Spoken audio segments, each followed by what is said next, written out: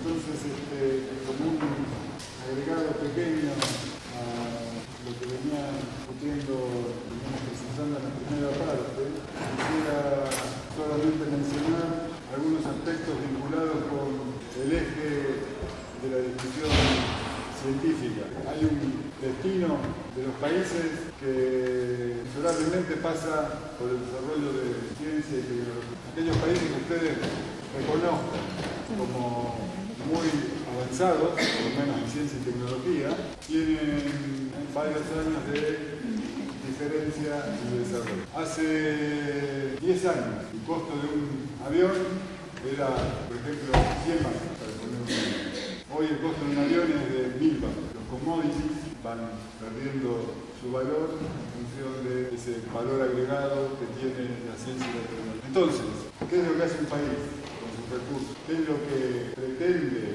como desarrollo? Son cuestiones centrales que tienen en estos lugares los ámbitos de discusión y de injerencia. Por ejemplo, temas como el de la privatización de los conocimientos. ¿Qué es la privatización del conocimiento?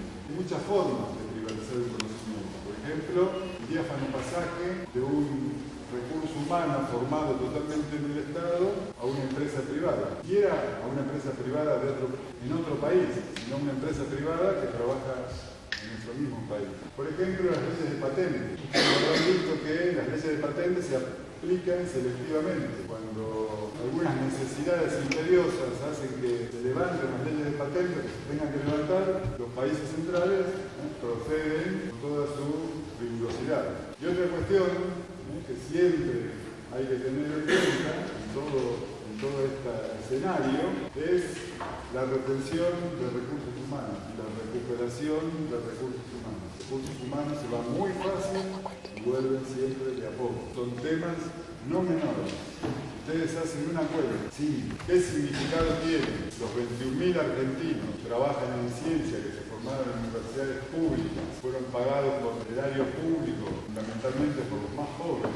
Se hacen la cuenta de qué significado tiene eso en términos económicos, para ponerle algún valor, alcanza 21.000 argentinos por 35 años, por lo que produce, igual debe producir cierta cantidad, debe trabajar lo que produce, eso alcanza valores de alrededor de 100.000 millones de dólares. Solamente ese renglón de montos están tocando lo que implica en términos estratégicos para las decisiones que deben tomar y que tenemos que acompañar nosotros desde nuestro lugar. Muchas gracias nuevamente.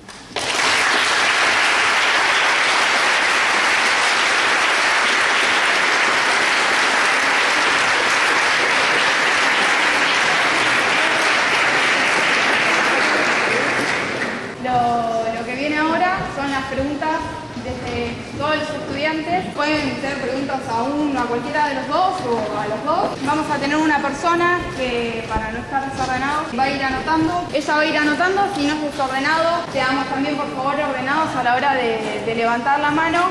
Y por favor pedimos que en el tiempo que formulan la pregunta no sea mayor de 2 minutos, ¿sí? No nos extendamos, por favor. Tenemos una hora, digamos, de preguntas.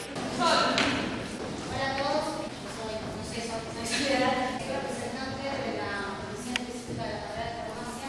Bueno, la mayoría de los que están interesados en acá. Y tengo varias preguntas que eran para el doctor Mauricio Derben. Cuando hace la intervención de los problemas, o sea, entiendo que a veces presentamos, y vos bien lo dijiste, como oposición a la actual gestión, planteaste que como estaba el problema en la toma de decisiones. Yo pensé como que me queda la sensación que no es un problema de las políticas que se han llevado a cabo en la gestión, sino un problema de quién las lleva a cabo. Entonces me gustaría ver si podías profundizar un poco sobre las políticas de la actual gestión y qué cambiarías y qué no, y qué te gustaría profundizar. Y después, porque hablaste de comisiones asesoras, hablaste de los departamentos. Los departamentos Una pregunta. Una pregunta. Solo una pregunta. hablaste de las comisiones asesoras, de los departamentos donde ahí no hay una revisión de la gestión y, bueno, como representante estudiantil siempre he tenido los órganos y lugar para participar. Hablaste justamente también del plan de estudio, de la carrera de farmacia, por lo menos, este año empezamos con el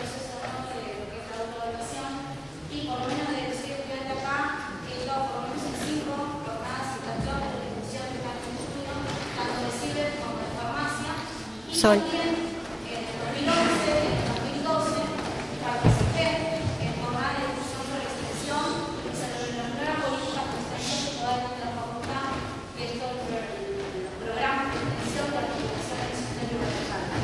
Lo cual me parece bastante interesante.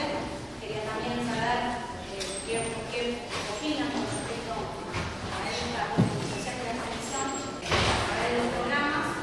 Respecto de algunas cuestiones que estaban en tu pregunta, cuando hablamos de comisiones asesoras me refiero, por ejemplo, a la Comisión Asesora de Hacienda, que estuvo mucho tiempo sin reunirse y creo que fueron 2 años, y este año el presupuesto 2014, no sé si ya saben, pero ya en la última sesión del Consejo Directivo saliente repartió el presupuesto 2014 venidero sin opinión de la Comisión Asesora de Hacienda. Otro ejemplo lo planteó el otro día en la reunión de profesores el jefe de departamento de física, donde dice que muchos de los proyectos o ideas que partieron de los departamentos, no sé en particular a qué proyecto se refería, pero si no me equivoco es el de posgrado, uno en particular, ¿no? O sea, solamente como ejemplo. Respecto de la Comisión Asesora de Alimentos, por ejemplo, que renunció en bloque frente a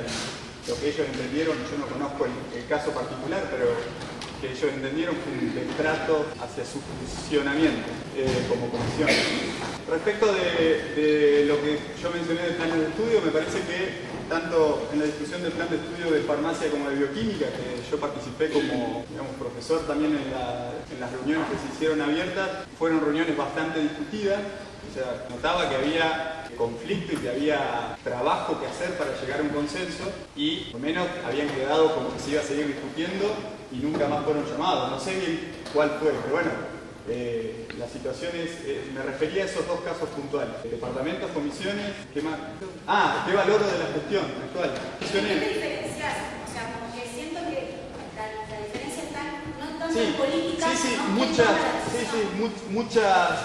muchos ejes de las plataformas yo creo que son compartidos. Yo creo que no hay una diferencia importante o ideológica, si lo querés plantear en esos términos, pero entendemos que también la ideología está conformada por la forma. Entendemos que la discusión y la toma de decisiones es parte también de la ideología.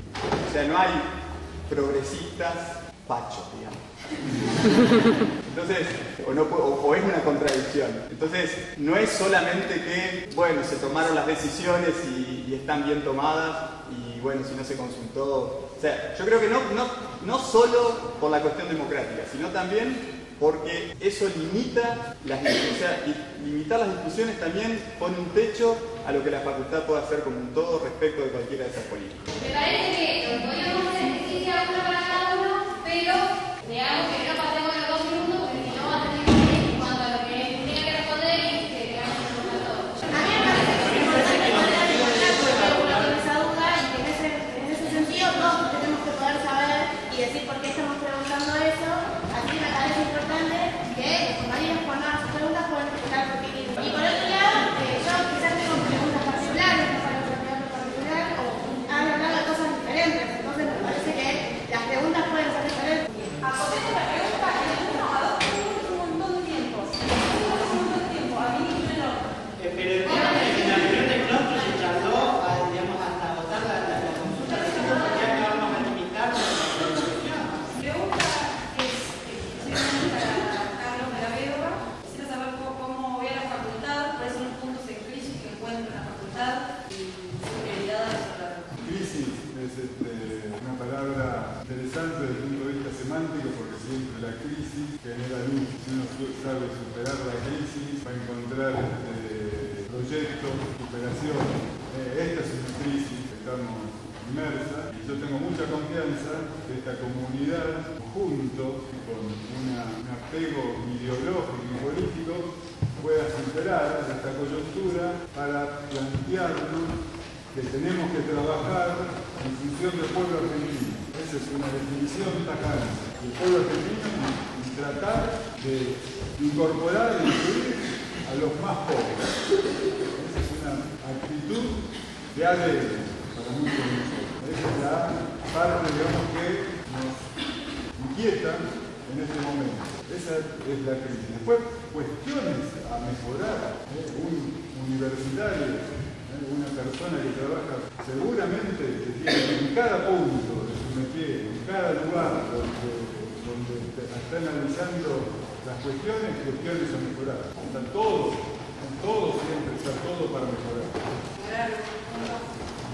Por ejemplo, se mencionó aquí, tenemos un problema de inclusión, un problema de falta de retención. Entonces ahí tenemos que trabajar muy profundamente. Tenemos que articular a través de espacios, de escuchar a los actores principales que son los estudiantes, escucharlos y ver dónde está esa cuestión que en algún momento es complicada, se vuelve complicada la inclusión.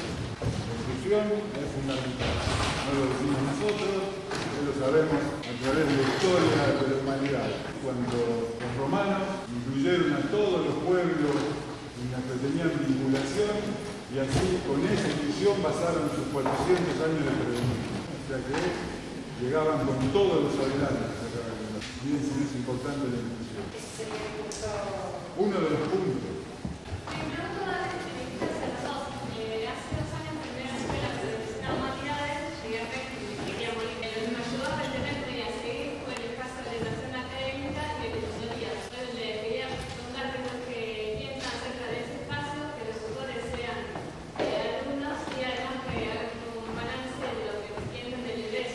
Bueno, yo también estuve por humanidades mucho tiempo porque soy, además de costado de trabajo y me dedico de la ciencia, hice la carrera de profesorado en física y química, así que conozco también las realidades de allá. Yo creo que los programas de retención que se aplican como el de tutoría y académicos son muy importantes. Yo también les quería comentar, hace algún tiempo participé de lo que se llamó programa ITEM. Fue una primera propuesta en la facultad de realizar un núcleo de trabajo que incorpore, la I de ITEM era ingreso, la T trayecto inicial y la EM era escuela media, articulación con la escuela media. Creo que parte de la problemática de retención de los estudiantes pasa por los tres ejes, por tratar de coordinar y de articular con la escuela media, tener un ingreso que sea inclusivo, que no sea expulsivo, porque entendemos que ese primer mes de contacto, primeros meses de contacto para muchos estudiantes, sobre todo estudiantes que por ahí, que son primera generación de estudiantes universitarios, es un cambio cultural muy importante que la facultad tiene que ayudar a transitar. Y la articulación y el trayecto inicial en su momento fue una de las cuestiones que más trabajo costó y no pudimos ser exitosos en ese objetivo, que era pensar los primeros años, no del CIBE, que habíamos hecho algún intento más parcializado, articular, con las materias de primeros años. Yo creo que por ahí tiene que pasar el problema a solucionar de retención de estudiantes incorporando estas tres dimensiones. Creo que coincidencia, ¿no?, con lo que había planteado antes, una cuestión que es importante escucharlo también a ustedes. ¿Dónde se desentraña el problema? Que tengamos la verdadera dimensión, porque ahí los actores principales, como siempre, son ustedes los estudiantes. ¿De qué manera podemos mejorar a través de tutores, a través, de guías, a través, de todo el apoyo que la institución le puede dar? Esa es una cuestión que creo que es clave en esta acción, en el futuro y en todas las cuestiones que se planteen, porque varias cuestiones. Una cuestión muy importante es la personal, fundamental, la satisfacción de los estudiantes de ir progresando en la carrera y de tener esa satisfacción personal de conseguir sus objetivos. Y otra, no menos importante, es la social. Nuestras disciplinas son estratégicas para la soberanía de las naciones, son estratégicas para el desarrollo de la República. Ustedes ven a IPF Tecnología, situada a 15 kilómetros aquí de Ciudad de La Plata, que cuando ven que ahí muchos de ustedes van a desarrollar sus trabajos, la matriz energética y ese emprendimiento está tan cerca, que tiene mucha vinculación con esta facultad, a través del presidente de CONICET y del ministro de Ciencia y Tecnología. El presidente de CONICET fue secretario de la gestión anterior, yo estaba como decano de la facultad, ahora es presidente, ahora es el jefe, es el presidente del consejo. Ellos consiguieron instalar en esta región ese emprendimiento. Y en esa decisión está la facultad, están ustedes, y está el futuro de ustedes y el futuro de soberanía energética, de soberanía de nuestra nación. Así que la retención tiene para mí dos lugares muy importantes, particulares y sociales. Gracias. Una cosa que quería preguntar a los dos sobre un tema que se habló un poco del tema de la retención. ¿Qué políticas plantean respecto de la retención? Y además, un tema que a una gran parte del caso estudiantil tiene interés, en el caso de que a veces uno se estanca en las carreras por diferentes motivos y uno empieza a avanzar en edad, y el sistema científico argentino tiene limitaciones de edad que uno empieza a tener menos posibilidades en becas, en postulaciones a carrera y demás. Y con políticas de gestión, ¿qué plantean hacer para que los estudiantes que empiezan a tener ese problema puedan, por tener que trabajar además, puedan mantenerse en la facultad sin el miedo de estar mucho tiempo y después no poder llegar a una beca y no poder dedicarse a la ciencia debido a las restricciones que en este momento todavía aplica CONICET y demás en la administración del país? Todas esas cuestiones, cuando están definidas, cuando están decididamente a la luz, no hay ningún problema con esos números ir a los organismos de ciencia y técnica que están al favor del crecimiento de esta facultad y por ende que podamos cumplir nuestros objetivos. No hay ningún problema en plantear esas cuestiones y hacernos entender que hay gente que trabaja, hay gente que tiene hijos, o sea que en esa edad tiene hijos. Y, por ejemplo, eso es una de las cuestiones que introdujimos hace poco en el CONICET. Es decir, ya que la persona que tiene un hijo, directamente se le corran cierta proporcionalidad los vencimientos.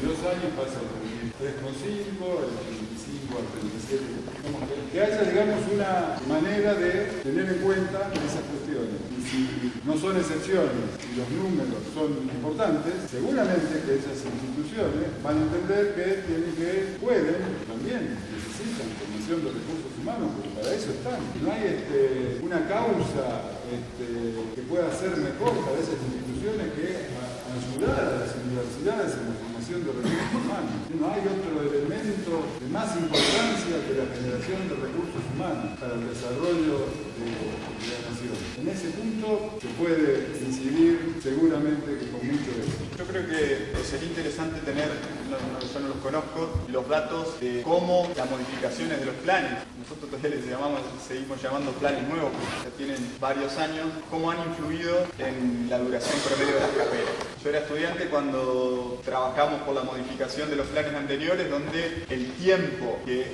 teníamos de promedio de duración de carrera era, en algunos casos, llegaba al doble del nominal de los planes de estudio. Entonces, hay que analizar si ese objetivo se cumplió con la modificación de los planes o no. O sea, la verdad yo no tengo por eso por ahí si es excepcional o si es un problema de los planes. Yo creo que eso es uno de los diagnósticos pendientes, o que por lo menos yo no lo conozco. Por el otro lado, como política que me parece que se puede implementar, la facultad tiene algunas herramientas que podría aumentar en intensidad o de aplicación. Los departamentos comenzó en ciencias biológicas, se extendió a química, también a física, no conozco matemática, pero tal vez también. Tienen programas que se llaman de retención de recursos humanos para casos donde no son exactamente esto, no son para comenzar muchas veces un estudio de posgrado, por ejemplo. Pero me parece que es una política que bien podría ser válida para pensarla como estrategia de retención de estudiantes o de graduados con estas problemáticas. Me refiero básicamente a conseguir extensiones de dedicación para cargos docentes que permitan extender esa dedicación a trabajos de docencia o extensión. Igual, también comentarlo, digamos, el tema de las edades en CONICET es un debate que se viene dando desde hace mucho tiempo, también sin ser autorreferencial, pero en algún tiempo cuando era becario participé de Jóvenes Científicos Precarizados, que es una organización, entre comillas, gremial de becarios de CONICET, donde estas situaciones que menciona Carlos de embarazos no estaban tenidas en cuenta y ahora sí. O sea, han habido algunos cambios que son importantes en el sentido de tener consideración por estas situaciones como las que mencionaste.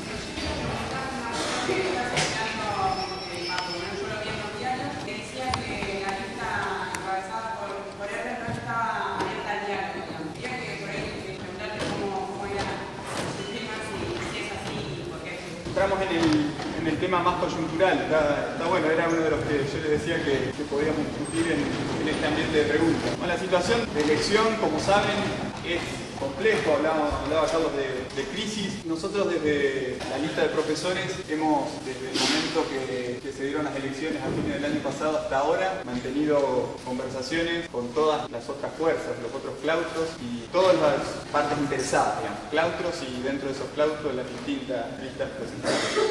Dentro del claustro de profesores, no sé si tu pregunta es general o dentro del claustro de profesores, pero bueno, la semana pasada, como hecho político bastante extraño por el tiempo que pasó, se realizó una asamblea de profesores, yo lo mencioné cuando terminé mi charla, donde se juntaron 50 profesores y el viernes se volvió a convocar otra reunión de profesores y participaron, no sé, 80 o 85 profesores. El diálogo está abierto y está de hecho activo. Pasa que bueno, la situación también atraviesa distintas etapas, muchas veces cambia de la mañana a la tarde por la misma dinámica de estos acontecimientos, pero no, o sea, de ninguna manera el diálogo está abierto. ¿Vos te referías a algo puntual del diario o de algún diario? No, básicamente creo que decían como que era muy difícil solucionar esta situación que ya todos sabemos de que no hay quórum en el Consejo y que en parte era culpa de que la lista encabezada por vos no estaba abierta al diario.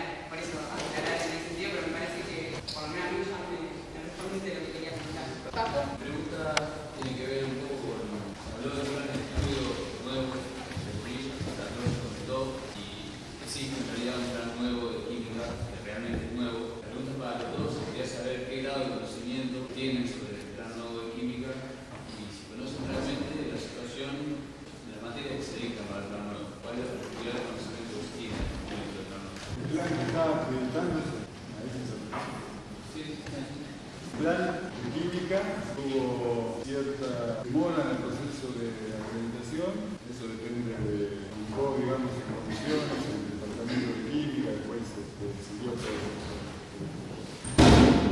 facultad.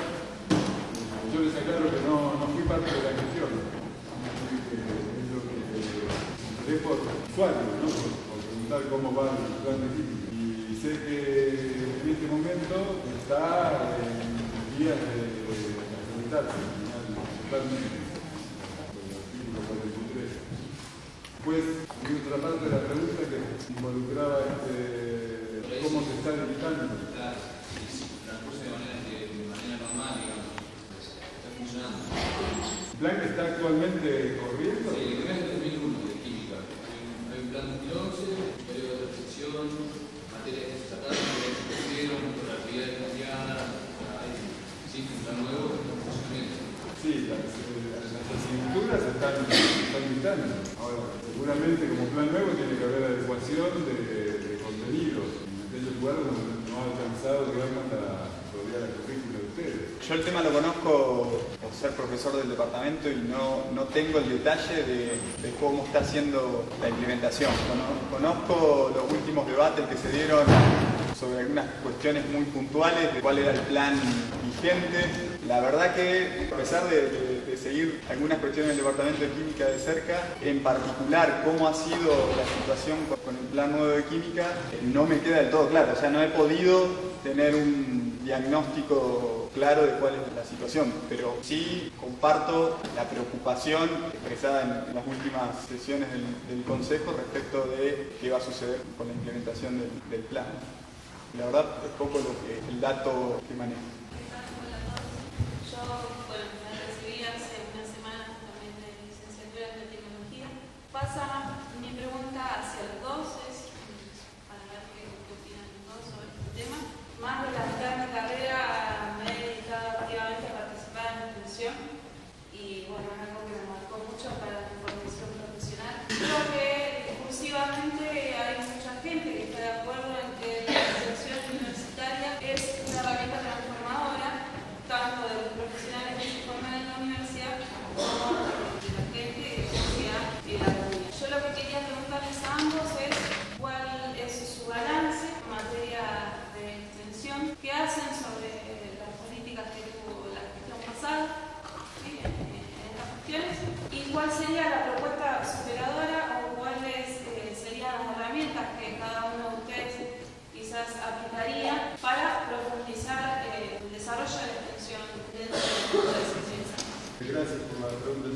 brevemente me refería a este tema y yo coincido con el espíritu de la pregunta. Es decir, la primera persona que de alguna manera modifica, la primera persona que repercute la extensión universitaria es la propia integrante de un proyecto de extensión. Eso es innegable. La primera cuestión que en términos docentes, educativos, de formación de recursos humanos tenemos que atender. Después están los alcances de la extensión. ¿Qué extensión tenemos que hacer? Para eso hay que quizás tener cuestiones de fomento del alcance que cada uno de esos proyectos va teniendo. Me parece que es importante que se sigan haciendo las cosas que se están haciendo bien, pero que también continuamente se puedan incorporar otras cuestiones. Para dar un ejemplo, nosotros hace mucho tiempo comenzamos con un proyecto de la determinación de la composición química de cálculos renales a través de espectroscopía.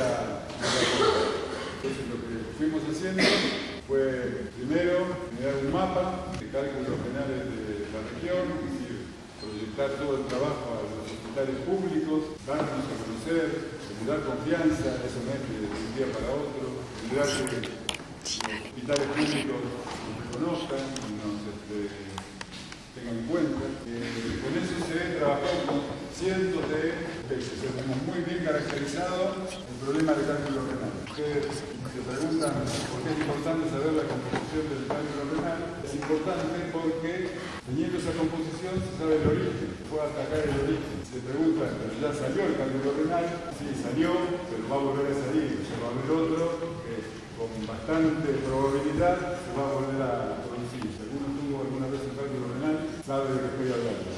Sabe la importancia que tiene para esa persona ese tipo de tratamiento específico.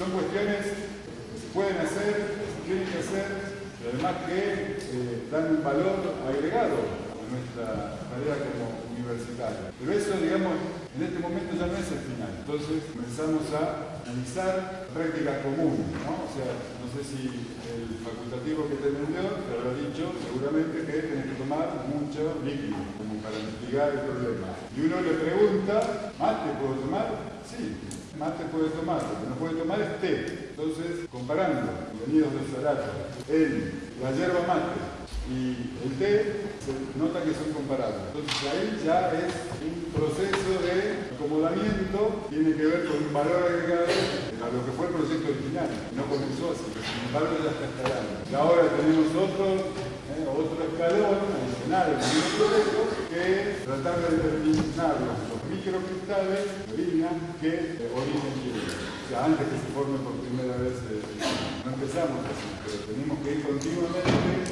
en ese mismo eje, encontrando nuevas preguntas y nuevas soluciones. Eso para considerar un caso en particular. Después, a nivel global, a nivel fuerte, nombraba estos proyectos de investigación orientada, estos proyectos que tratan de generar ámbitos interdisciplinarios a través de facultades, institutos, decenas de investigadores, becarios, trabajadores, docentes, que son superestructuras para la resolución de problemas formulados por la demanda social. Nosotros los investigadores estamos muy acostumbrados a generar nuestras propias preguntas. Yo quiero preparar tal cosa y buscamos la forma de preparar tal cosa. Este es un cambio de dirección.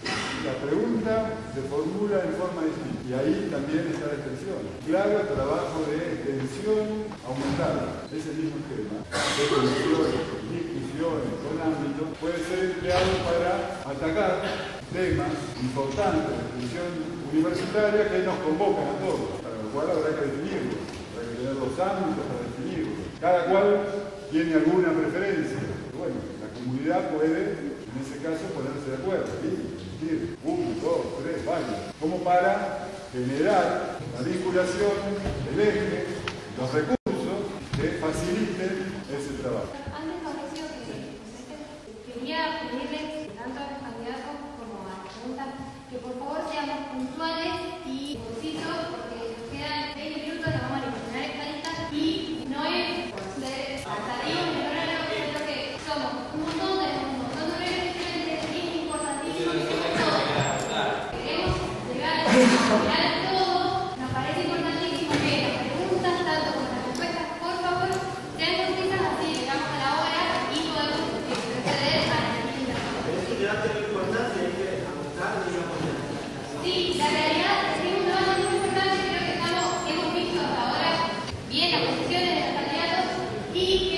realidad es que nos cuesta mucho, creo que vamos a concordar todo esto, tenemos todo diferente horario, después tenemos que estar cruzando, otros tenemos que irnos, entonces, por favor, agilicemos, cumplamos el horario, cumplamos la hora, ¿qué piensan? Levanten la mano los que sí, los que quieren continuar con la planificación para poder...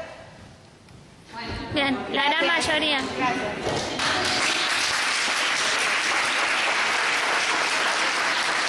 Concuerdo mayormente con lo expresado por De la Vedova, simplemente por ahí para completar un poquitito, creemos que es central el tema de la experiencia que vos lo comentás como personal, que pueda hacerse institucionalmente. Nosotros en la plataforma que presentamos en la parte de extensión, mencionamos que debería incluirse la extensión universitaria en la currícula de las carreras de grado como una herramienta para la formación del perfil profesional comprometido de la sociedad de más. Creo que eso está en coincidencia con uno de los puntos que expresaban en el pliego de condiciones, que me pareció muy cercano. Respecto de limitaciones y también puntos que veíamos como positivos, que por ahí paso completamos a la primera de las preguntas de Soledad, que por ahí fui incompleto. Parece que de los ejes que se está llevando a cabo en la facultad, uno de los más fuertes e importantes significa la unidad productora de medicamentos. Creemos que tiene que seguirse en ese rumbo, digamos, seguir luchando por la implementación de la ley de producción pública de medicamentos como institución. El área de salud, creo que después de la inundación en la facultad se hizo un trabajo muy bueno y demostró esto que menciona Carlos, ¿no? De cuáles son las preguntas que tenemos que resolver. Si bien esto fue una emergencia, creo que la respuesta, digamos, hacia dónde debemos superarnos en la actual situación con la extensión, tiene que necesariamente involucrar a los actores sociales. Entonces, además de estos puntos que por ahí son más fáciles de identificar como los ejes de salud, nosotros creemos que la cantidad de proyectos de extensión que tienen que ver con educación merecen también un pensamiento de los proyectos que los englobe y que permita dar un paso superador. Entendemos que eso necesita la interacción con otras facultades. Por ejemplo, en este caso puntual de educación, creo que es muy importante tratar de coordinar esfuerzos con facultades, particularmente en este caso la de humanidades, pero también los ministerios de educación de la provincia y de la nación. Quiero decir, esto ya existe, digamos, la articulación con otros sectores de la universidad, con sectores del Estado, digamos, instituciones del Estado, esto ya existe, o sea, eso, digamos, sería un poco lo que se rescata de lo que se viene haciendo. Se rescata y yo creo que hay que profundizarlo, ¿sí? Porque, por ejemplo, en otra de las áreas, por ahí yendo a la experiencia de algunos de los integrantes de la lista, digamos, que me parece uno de los proyectos de extensión que da también un vuelco a la política actual, tiene que ver con, por ejemplo, la interacción con los productores de la zona. Ese es un camino que hay que recorrer y profundizar mucho. Lo único que quería comentar es que, bueno, como esto nos involucra a todos y ya digo, en lo discursivo estamos todos de acuerdo, pero después en la acción no hay muchos actores comprometidos a veces. Cuando sea el debate sobre la curricularización, cómo llevar adelante la curricularización de la extensión en la Facultad de Ciencias Exactas, me gustaría que muchos de los que ahora se sienten tocados por esto, que les parece bien esto, participen en la discusión y que podamos llevar adelante todo. Muchas gracias.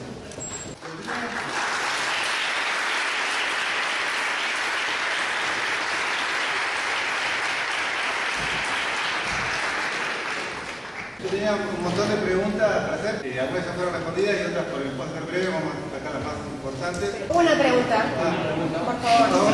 Hay un, digamos, bastante importante en la FACU en este momento con respecto a que hay un montón de cargos interinos de todo tipo y particularmente en el caso de los profesores se está descubriendo una falta que es que los cargos que sean de interinos profesores a gente que nunca había ganado un cargo de ordinario en su vida, digamos, como profesor. Entonces, y eso no, según estatutariamente o reglamentariamente, no debería ser. Lo que le quería preguntar a los candidatos era si ustedes observan este problema, si tenían algún plan de acción en este sentido, cómo lo pensaban resolver este problema que hay en este Como facultad, creo que el tema de la discusión de los concursos y de regularización de cargos, yo creo que es un ideal que está muy arraigado en la facultad, el tema de los cargos por concurso. Nosotros creemos y por ahí suena a perogrullo, ¿verdad? De perogrullo, o sea, estamos convencidos que la forma de acceder a los cargos tiene que ser por concurso, digamos, velamos por el funcionamiento de las comisiones asesoras. En particular, digamos, me parece que por ahí el asunto que vos mencionás reglamentario a lo mejor tiene que ver, digamos, por ahí habría que ver los casos particulares, pero por ahí tiene que ver con la reglamentación esta de si las designaciones si hay designaciones que no sean interinas, ¿no? O sea, de cargos llamados interinos o designaciones que terminan convirtiéndose en interinas. O sea, probablemente haya un bache ahí a revisar si es necesario, pero digamos, no sé si va a popularizar el caso, pero como regla general me parece que es lo que defendemos y estamos dispuestos a profundizar si fuera necesario.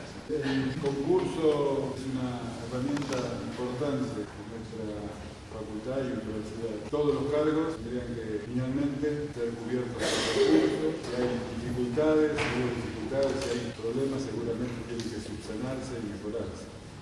Sería la pregunta que realmente no es deportiva. No lo puedo hacer, pero esa, si yo por ahí esto lo que preguntamos no de arte, no gana.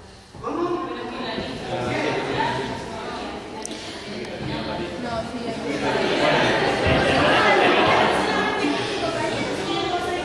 Continuar con la planificación. Por sí, levante la mano. Por sí de continuar con la planificación.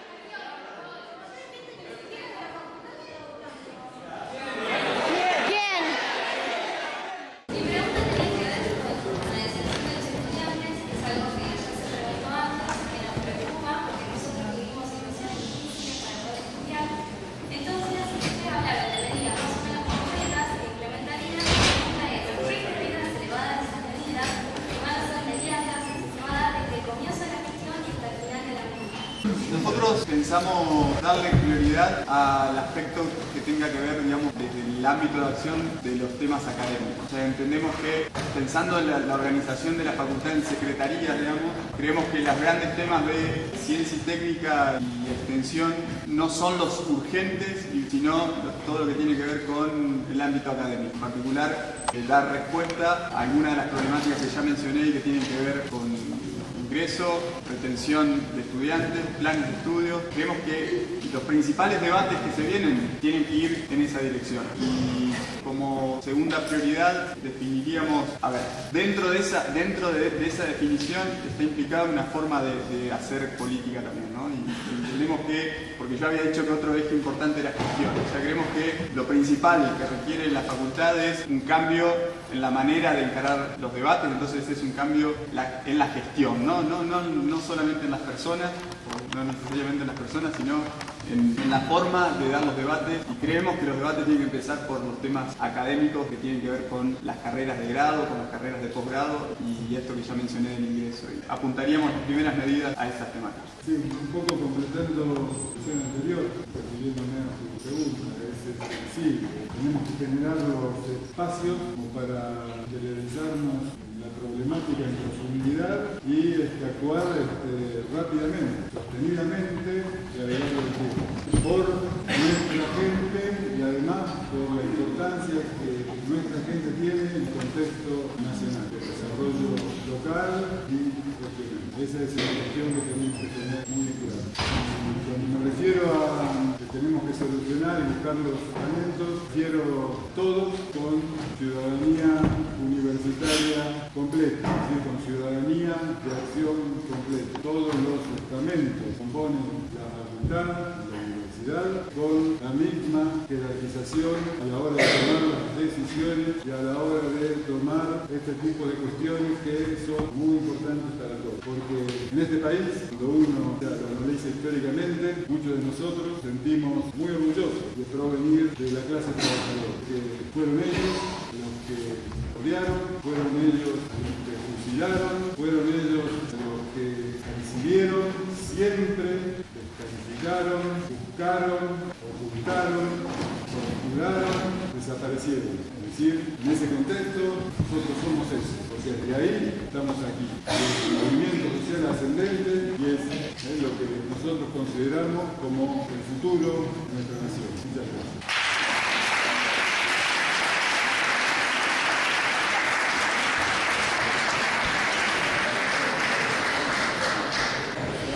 Antes de irse,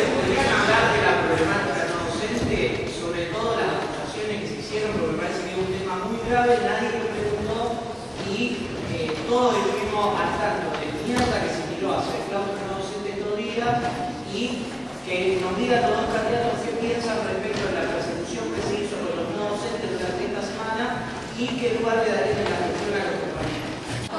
Nosotros como estudiantes independientes a lo que convocamos es una reunión para tomar decisión del claustro. La verdad es que convocamos a los candidatos para hacer preguntas, pero no es un debate público como estuvo circulando. Era una reunión del claustro donde podamos preguntarle a la comisión, que creo que claramente ellos han dado su posición, no sobre todos los temas, es verdad, pero la verdad que también nos cuesta mucho reunirnos. Entonces, es muy importante que tomemos ya las posiciones, entendamos que no ha sido un logro reunirnos, no despreciemos eso y sigamos adelante.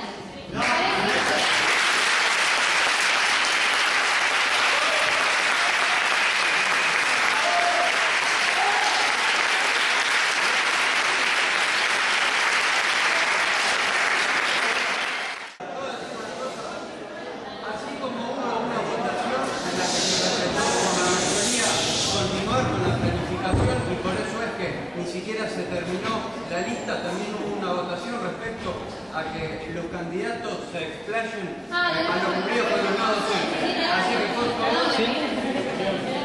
Sí, pero me parece injusto que los jóvenes estarían respondiendo la pregunta de ellos también tienen una posición. Sí, me das razón, para que tengamos el espacio, para que no se vaya todo a la mierda, perdón la palabra. Escuchemos eso y sigamos con la votación y seamos lo más justos posible. En los últimos días se tiró un montón de mierdas a los compañeros no docentes respecto de la elección que ellos iban a hacer. ¿Qué piensan los candidatos respecto de eso y cómo los incorporarían en su futura gestión?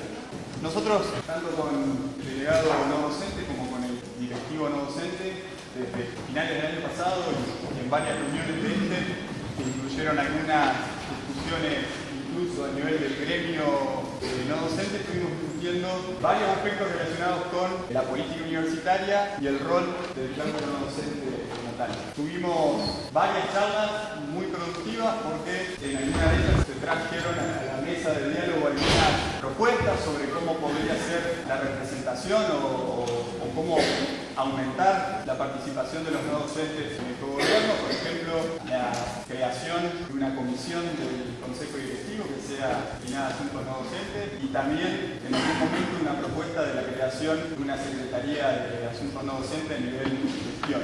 Como le comentamos a los compañeros, nos parecían propuestas interesantes y estábamos dispuestos a que sean analizadas. Veíamos que era un camino válido para el objetivo de dar ciudadanía plena, un claustro que, si bien el estatuto de 2008 ya tiene cierto trayecto recorrido que queríamos profundizar. Lamentablemente para nosotros, digamos, compañeros no docentes, por cuestiones que no me corresponden a mí analizar, optaron, hicieron pública su preferencia hacia la lista del doctor de la Vedua.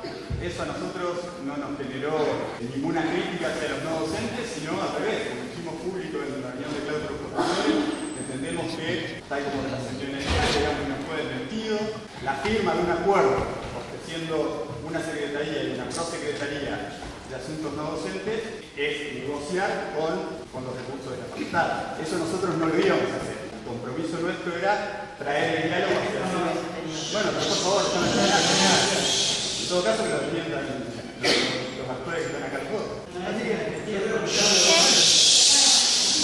que la historia con los no docentes es esa. O sea, nosotros tuvimos diálogo hasta, no sé, un día antes de que se dé el acuerdo con la otra lista y bueno, no hemos hecho ninguna acusación ni persecución, no sé a qué te referías, pero bueno, por eso.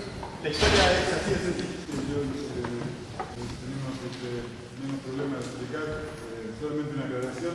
La lista 1 no es mi lista, yo fui convocado actualmente como mi nombre yacía en dominio público, más en la lista 10 que en la lista 1, y convocado como una posibilidad de emergente en el consenso. Pues con relación a los compañeros no docentes, yo tengo la ventaja del origen y de la pertenencia y de lo que hemos hecho durante todo el curso, inclusive en un momento clave.